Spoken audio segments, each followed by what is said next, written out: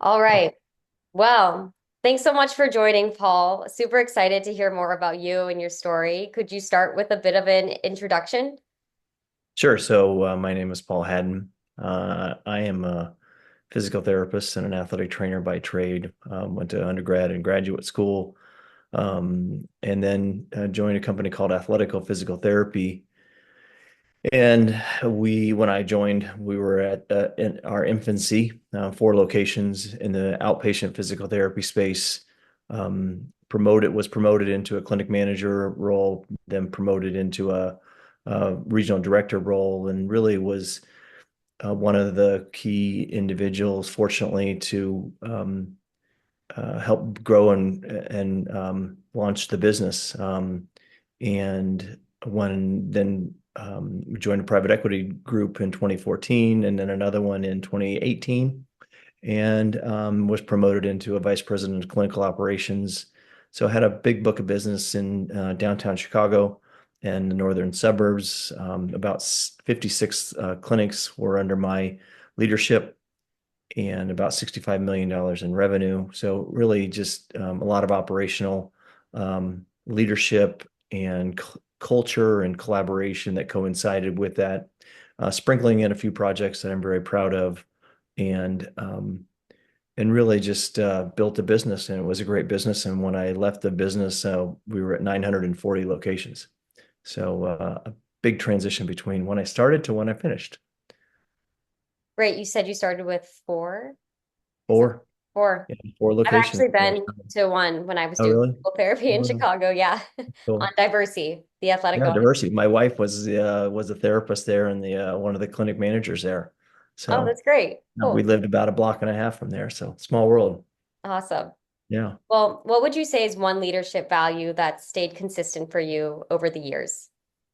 Yeah, it's hard to pin on one, but if I had to pick one, um, I would pick discipline. So it's been a value that I've had throughout my even my childhood. I grew up on a farm, and so discipline was definitely a product of farm life, and that carried through to my professional career, in which, being disciplined with your priorities, be a discipline with, excuse me, the individuals that you worked with, who you were responsible with, discipline, and how you carried yourself in every interaction. Because in the roles that I was in, I know people watched me, and I wanted to be for them, and I wanted to be a part of them for their benefit as well as for mine and for the organization. So um, it just really is one of those values that,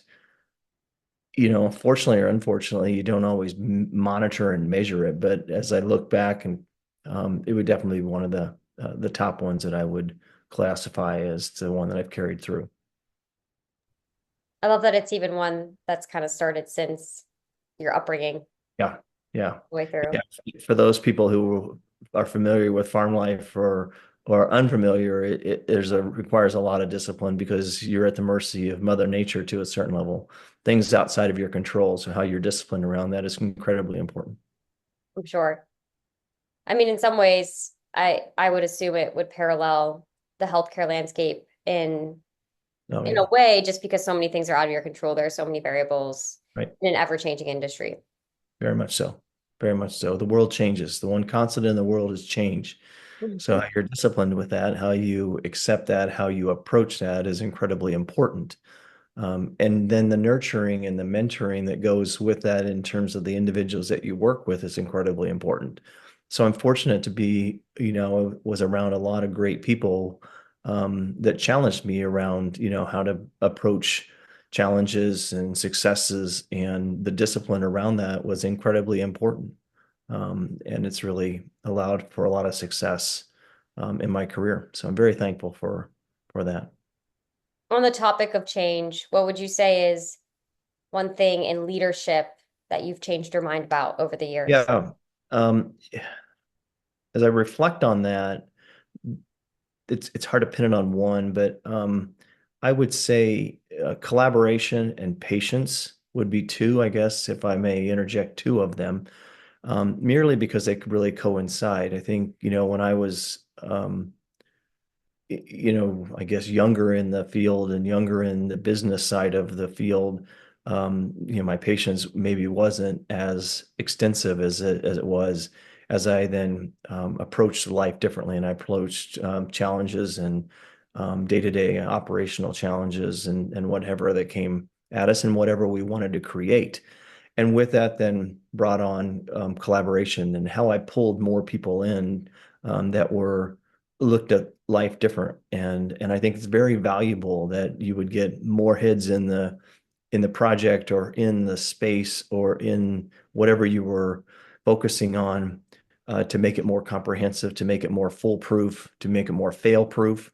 And it's simply something that evolves and has evolved in my career. What would you say is one project from your time at what is one project from your time at Athletico that you're most proud of? Um, the Emerging Leaders Project would probably be the one that I would say I gained a lot out of it myself, as well as it is a project that have carried through even in even in existence as of today. And the reason why I feel it's so valuable is it created more opportunity for individuals that, were clinicians by trade, but wanted to look at, more of a leadership role, more of a business development role. It challenged them in a great way, and I'm very thankful that I was able to, be someone who realized and then felt that it was such a necessity for our continued growth and development and really put a lot of people in a better place in their life and their career. And one thing that comes to mind is it created more awareness for them. And I think that's really valuable that if we can help to create more awareness for individuals that we get to work with, then it opens up new opportunities and new passions and new energies for them. And that's only going to make an organization that much stronger and that much more comprehensive. So I'm very thankful of what it gave everyone, including myself. I'm glad you brought up that program. I have more questions about it. I'm gonna Okay. ask one other question and then return to the Emerging Leaders Program. Um, but how would you say you were able to build teams so quickly that performed well? I mean, considering the growth you mentioned of Athletico. Yeah, so it's a multifaceted concept, and that is finding the right people. And so, when I would hire a lot of people, I would always ask them and challenge them, like you would want to be, interviewing me as much as I'm interviewing you to make sure it is the right fit, to make sure there's cultural diversity, but also cultural connection and connectivity. And with that, then finding, those individuals that were open to change and were willing and wanting to play a bigger game. And so we would, we really would initiate it from there. And then from there, it was, setting them up for success and setting other people that were related to the project. And maybe it was a new clinic that was opening, or maybe putting a clinic manager, a clinician in a clinic manager's role to set them up for success, to go slow with their mentorship and their development, but always asking them, okay, we've challenged you with this. Are you ready to take on a new responsibility? And it was really enjoyable because there were, a lot of them were like, okay, I don't feel like I'm fully ready, but I'm ready to just move forward, even though I'm not at that 100% level. And that was really, an enjoyable experience. And then as they reflected on that, they recognized, the benefits that they received out of it. And therefore you carried that through to other individuals that would also want to move forward in an additional role outside of being a clinician. So it was a really great experience. What inspired you to create the Emerging Leaders Program? Well, the Emerging Leaders Program came, when we were really in the growth phase of our organization. And with that, we were acquiring other clinics and companies in our portfolio, and really just recognized and collaborated with, leaders to say, what are we missing? Where's our challenge with this?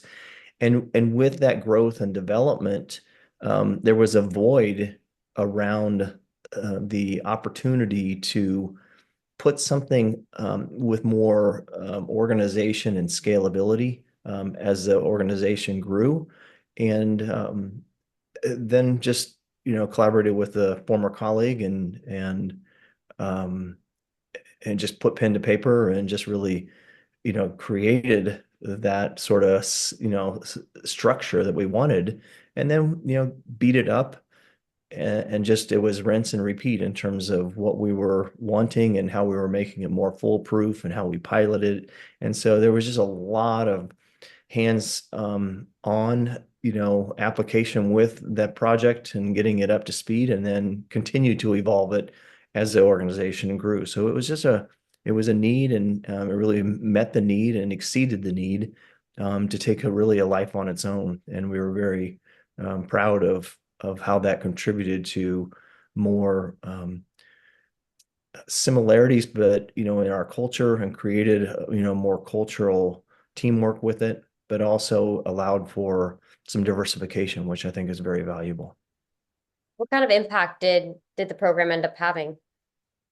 Um, it really, when you acquired a new entity, those individuals were not familiar with Athletico and the organization and our mission and our goals and our values.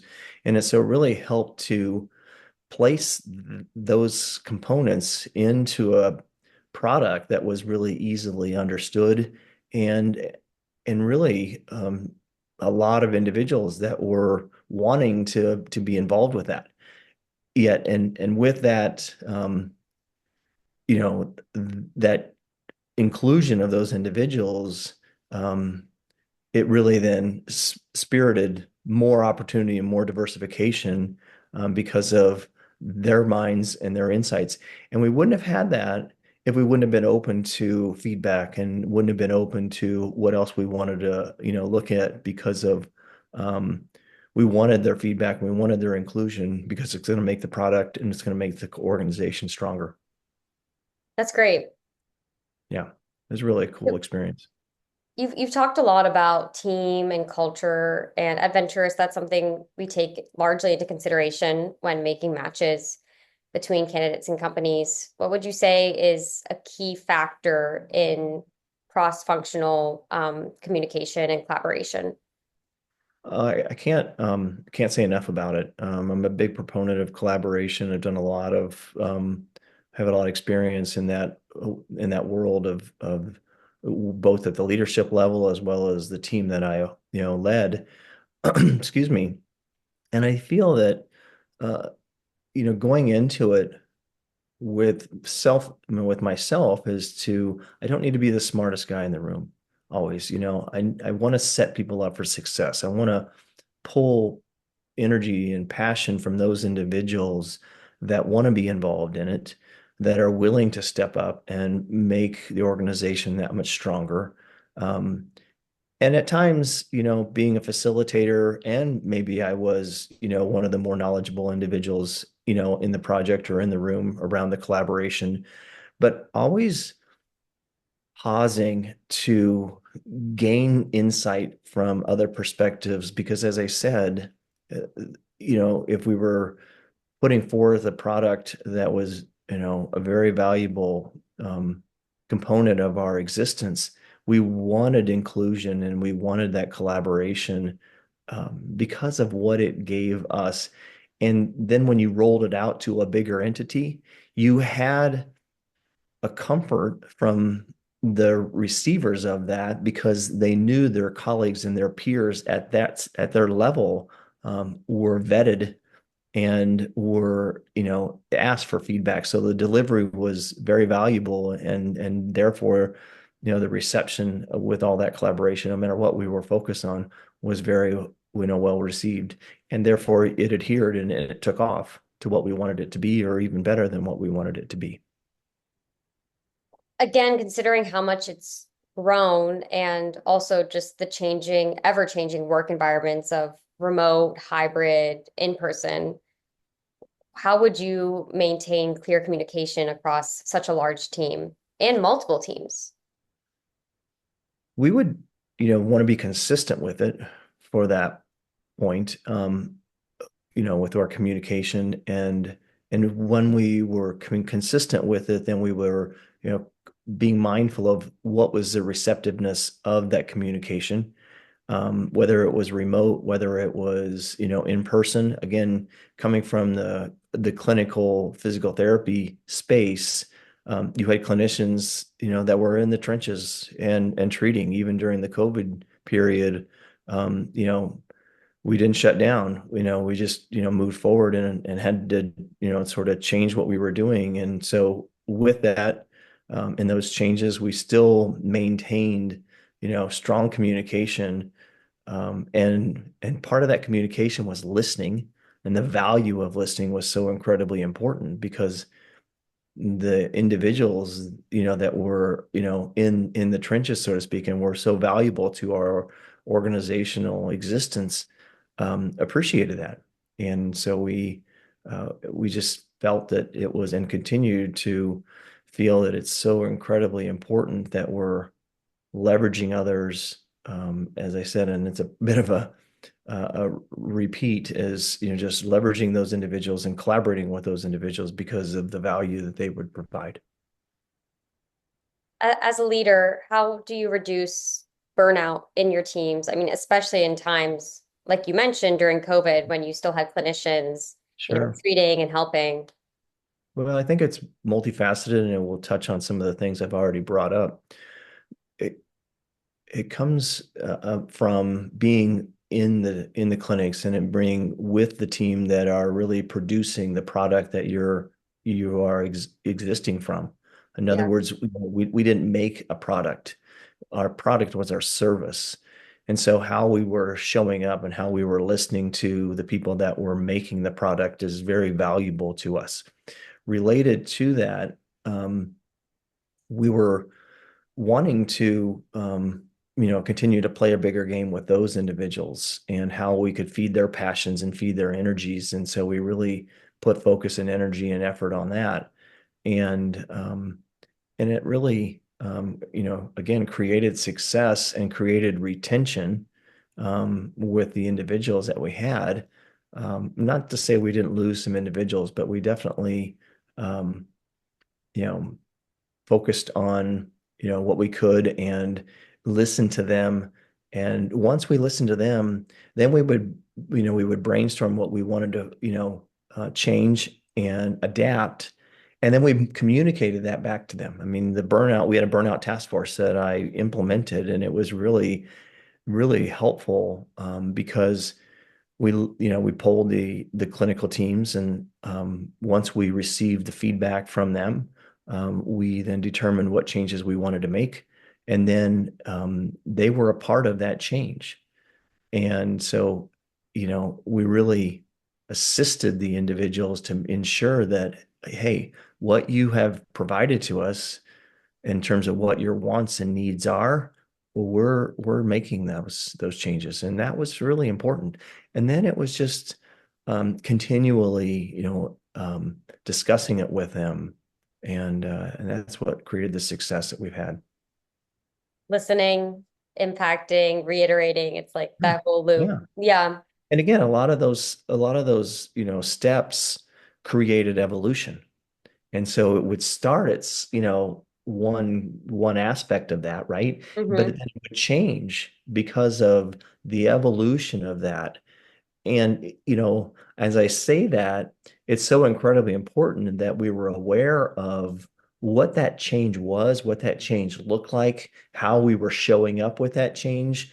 Maybe it was just taking on its own identity, and maybe it was our facilitation of that. And I say our because whether it was, myself or someone that I worked with, being at the helm with that, it was really inclusive to, the collaborative team that we put in place, and we had a burnout task force that we put in place that was individuals that were in the trenches, Mhm. because we knew that and felt that it was so valuable from everybody else that was in the trenches and in the clinics that we had, again, like positioned individuals in that task force to feel that, okay, I know that this is happening and I can trust these individuals, and therefore there was positivity throughout the task force evolution. Well, looking forward, what work excites you most in this next chapter? What excites me the most is the opportunity to carry on from the experience and the expertise that I've gained through my time, as an operational leader, and whether it's a growth phase or whether it's more of I'll call it a maintainer phase, is fortunately I've had the opportunity to be in both of those sides and to help and scale a business that is looking at ways at which they can um, gain more productivity in a positive way, gain more passion and energy from the individuals they have on the bus, so to speak, on the team, and how I can be a facilitator, a collaborator, a mentor, but also just a teammate. I don't want to say just a teammate, but a teammate that is there for them that they can trust on. Because the reality of it is organizations are going to be as successful as the trust that comes with them, with everyone that's involved. And the more that there can be trust and inclusiveness, um, the more that the culture is going to be robust and and and just creates a feeling, because culture is a lot of times unmeasurable. It's just sort of that feeling that is a part of the organization, and I think it's one of the most, if not the most important aspects and the most important values of an organization, because um, people don't leave, people get better. And someone taught me on a conscious leadership uh, training that I was involved in. And it really stemmed around just, it's not me, it's us. And how can we be inclusive, and how can we take on um, unknowns, because we don't know the future. So the more we can work together, um, we're going to have more success. And that's what I want to do. I love it. Together is everything. Yeah. But like collaboration, like you said. Right. Right. Right. Well, you've had huge impact over your career and achievements. What's one habit or routine that keeps you performing at such a high level? What's your secret sauce? Um, I would say it's one, maybe two. I'm a spiritual individual, so I find time, I make time to only build my spirituality and build my self success. And then the related side of that is being a clinician, being a physical therapist, and an athletic trainer. I'm a proponent of fitness, so working out on a consistent basis and really getting the body moving, and how that then interchanges with the mind and the spirit. And I think that it all works together. And I know that um, I'm going to be able to be stronger and be more helpful to people that I work with if I'm taking care of myself. And so that's why, one of the reasons why I do it. So That's like I've one of done it the for so hardest long that truths I'm like, what's to that? practice. I said that's one of the hardest truths to practice, I think. Yeah, it is. And again, that goes back to discipline. Right. And so that's where it's a full circle. It's like if you have the discipline, like I was up at 5:20 this morning, sorry. Um, I was up at 5:20 this morning, working out. And Me too. so, and I just, what's that? I said, me too. I did my laps, my Yeah. laps. So it's, and I, what it does for me, is so advantageous, and I've done it for so long. It's like, okay, I just, I don't know not to do it. And so what that gives me is something that I can then give to others, and I'm all about, what I can do to give to others. Agreed. Well, that's Yeah, great.